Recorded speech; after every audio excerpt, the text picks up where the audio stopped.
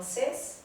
Eu, professora Graziela, juntamente com a professora Amanda, estaremos com vocês vendo alguns fatores históricos. Lembra da última aula que nós vimos como esses grupos foram mudando de lugar até chegar no continente americano?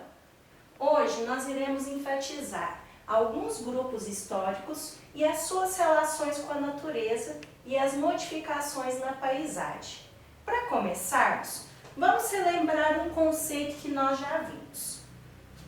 Grupos nômades. Os grupos nômades eram aqueles grupos que ficavam mudando de um lugar para outro. Qual que era o objetivo deles? Procurar alimento, água, lugar para se protegerem. E hoje nós vamos aprender outro conceito, seminômades. Diferente dos povos nômades, os seminômades eram aqueles que ficavam no mesmo lugar, pois ali próximo a eles possuíam todas as condições necessárias para sobreviver. Venham comigo. Aqui eu tenho um exemplo de uma pintura rupestre. As pinturas rupestres que foram encontradas nas cavernas, elas dão um indício de como aqueles primeiros grupos se relacionavam com a natureza. Nós podemos ver aqui que para sobreviverem, uma das estratégias desses grupos era a caça. Então, para se alimentarem, além da coleta de raízes, de pescar os peixes, eles caçavam animais. Conforme a evolução deles, eles vão aumentando o tamanho dos animais que eles vão caçar. Nesse primeiro momento, nós podemos ver que o contato e a relação desses grupos com a natureza é bem simples. Não há destruição, não há devastação, porque na verdade eles precisavam da natureza para poderem sobreviverem.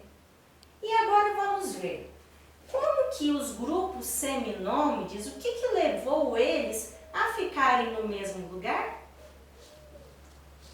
Como vocês viram com a professora Grazi na aula anterior, houve uma mudança climática no nosso planeta. Lembra do caminho lá do Estreito de Bering que ela disse? Naquelas mudanças climáticas, houve um aquecimento do nosso planeta, possibilitando aí uma temperatura um pouco mais tropical, o degelo de algumas geleiras que vai aumentar aí os nossos rios, os nossos lagos, e com isso a fertilidade do solo vai se alterar. Mas o que isso muda? O ser humano, como a professora Grazi comentou com vocês na aula passada, passou por um longo processo de mudanças.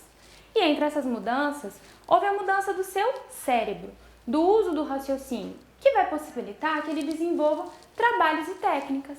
Como assim, professora? Ele vai conseguir não mais só pegar um pedaço de pedra e amarrar com outra, mas a lapidar essa pedra, a polir esse material que ele colhe na natureza, transformando em ferramentas, que por sua vez vão possibilitar que ele modifique um pouco mais a natureza em sua volta para atender suas necessidades. Com essas mudanças climáticas e do raciocínio humano, ele começa a perceber e aprender pela percepção. Temos aí o papel da mulher muito importante nesse período, que como ela era responsável por sair coletando as raízes, os frutos, ela percebeu que quando uma semente caía no solo, ela germinava e dava origem a uma nova planta. Pra gente isso parece meio lógico, mas a gente está falando de algo há 10, 12 mil anos atrás. Ao perceberem esse funcionamento da natureza, os seres humanos começam a vagarosamente fazer outra grande revolução, tão importante quanto a descoberta do fogo, que é a descoberta da agricultura. Ou seja, eles vão começar a plantar o seu próprio alimento. Não mais depender apenas, como a professora Grazi disse, da coleta de raízes e frutos ou da caça a animais e a pesca.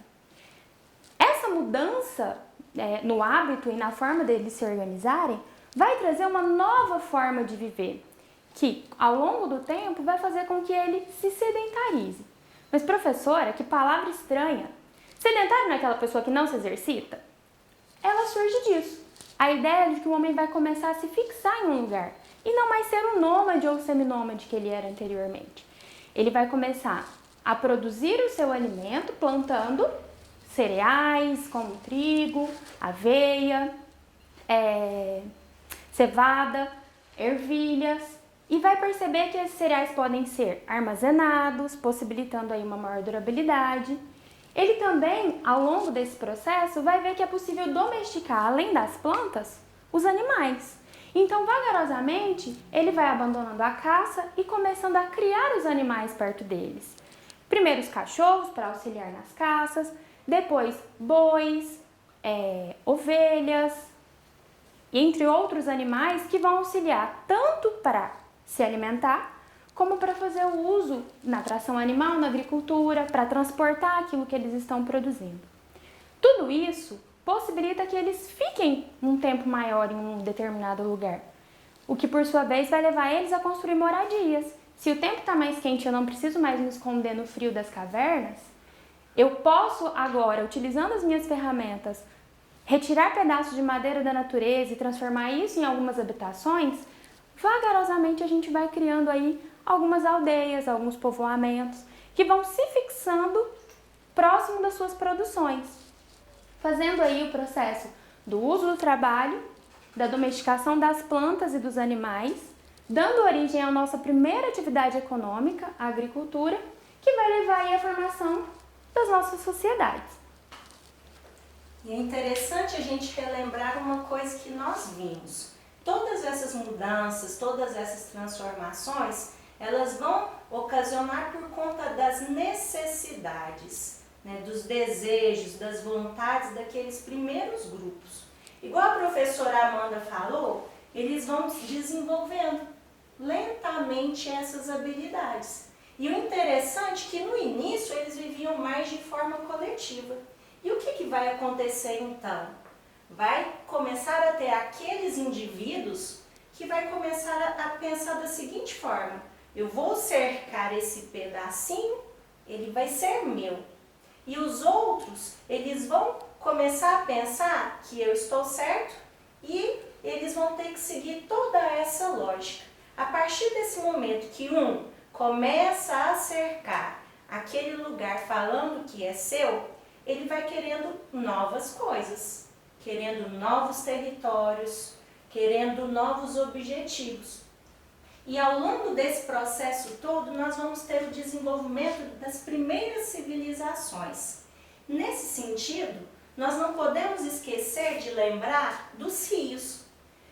Graças a esses rios que vai dar a vida e o sustento para essas primeiras civilizações, essas primeiras sociedades. Nós temos um exemplo que depois nós vamos retomar mais para frente, e eu trouxe aqui para vocês lembrar, que é o Egito, o tempo dos faraós aqui na África. Lá no Egito, por exemplo, eles criaram toda a civilização próximo do rio Nilo. Por quê? Porque além de dar os peixes, além de dar a água para sobreviver, eles também, quando era época de chuva, o que acontecia? A água transbordava, ia para a terra, levando todas aquelas riquezas, aqueles nutrientes do rio e deixando a terra fértil para eles poderem plantar. Então, ao longo desses rios, nós vamos ter uma revolução.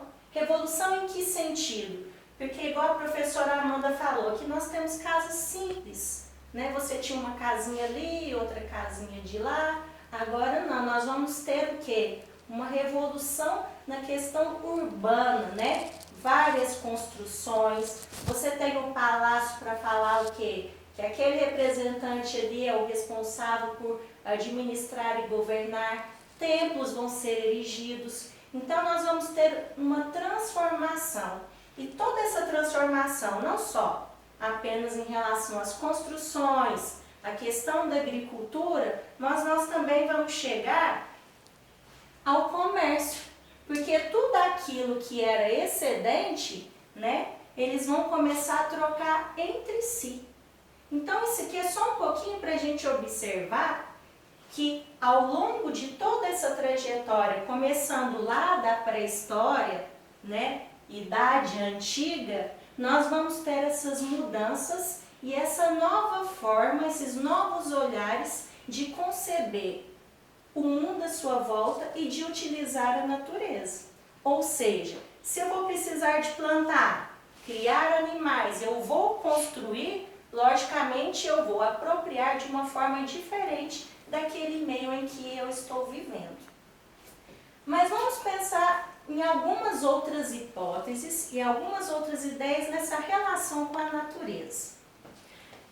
Não diferente desse processo do surgimento da agricultura, que nós chamamos de revolução agrícola ou revolução neolítica, ela vai ser base para a formação de vários povos, né? Povos indígenas, aborígenes em todo o nosso planeta, onde eles vão ocupar a natureza e vagarosamente descobrir que eles podem transformá-la. Nós nos tornamos a única espécie capaz de transformar a natureza para que ela possa atender às nossas necessidades. E nós fazemos isso até hoje. Vocês já pararam para pensar o quanto nós dependemos da agricultura?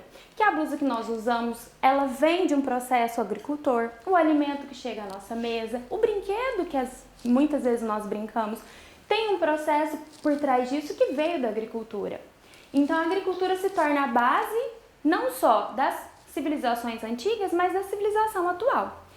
Na próxima aula nós falaremos um pouco mais sobre o povoamento da América e como esse povoamento, principalmente no Brasil, se deu.